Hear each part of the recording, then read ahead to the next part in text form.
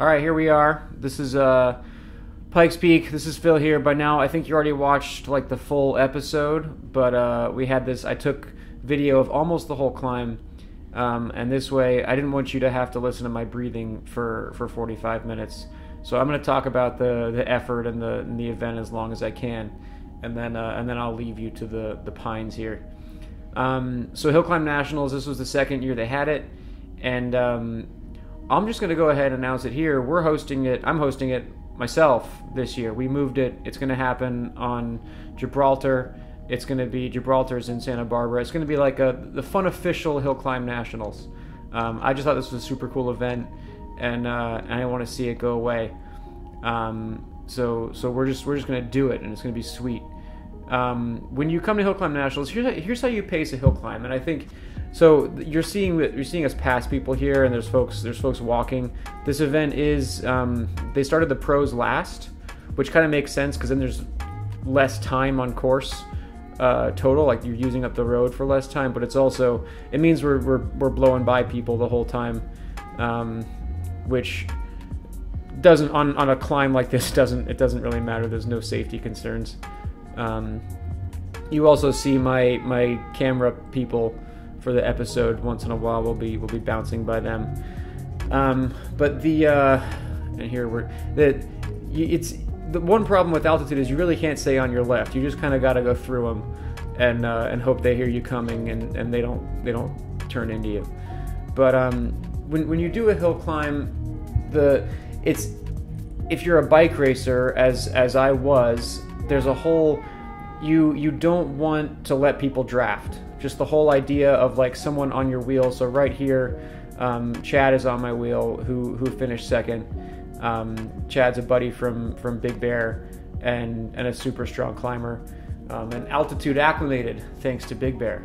So that's Chad Hall. You can see Chad's shadow down there. But so at this point, this was right at the beginning. The first mile or so was flat, so I think I didn't hit record there. And it being flat, I didn't want to pull anyone, which is silly because it's flat into an hour climb. We went really slow the first bit because nobody wanted to pull. I think it was like a group of 10 or 20 at the start. And we kind of just hung out and sat in a pack and went super slow. So that was right then I lost the Strava. Just then and there was when the ship sailed on me getting the KOM for this. And I was kind of like... Yes, a KOM is more important than a race result. I'll say it. It's a legacy. A result is for 1 year. A KOM is for in some cases lifetime. So here's Chad pulling through. So my priority, I decided I wasn't going to worry about the KOM. I was going to focus on trying to win the thing. I've been close to national championships before. I got caught with a K to go at the road race. I got second at collegiate nationals once. A bunch of podiums and close calls. And as a pro, you want that jersey on the wall. You really do. So I was going to make that the mission here, and I wasn't going to worry about my time. I was just going to try to win the thing. And what I know from doing hill climbs, and no matter really how steep it is, even like if it's under 7%, there's a drafting element, but overall, like when it's just so much more. It's mostly just power to weight, and I think people. So in this case with Chad, he's on my wheel, but he's just using me to pace. He's not getting much benefit at 8% at over 10,000 feet from me. So I'm just kind of riding my effort and my effort to eventually the goal was to drop him. And I think that's the way to handle hill climbs everywhere. I think we're coming up on some of the women here from the women's pro race, which is if you do the thing where you attack and you surge and you get caught and you attack, like all you're doing is kind of just letting people soften you up. And if you're the strongest person, and I've found this in Mount Washington and a bunch of other hill climbs I've done over the years, if you're the strongest person and you just go to the front and you take control, people will come off. And they'll ultimately, like, you'll go faster and that'll hurt them more than you sort of like looking around. So this is the women's pro race pack, I believe.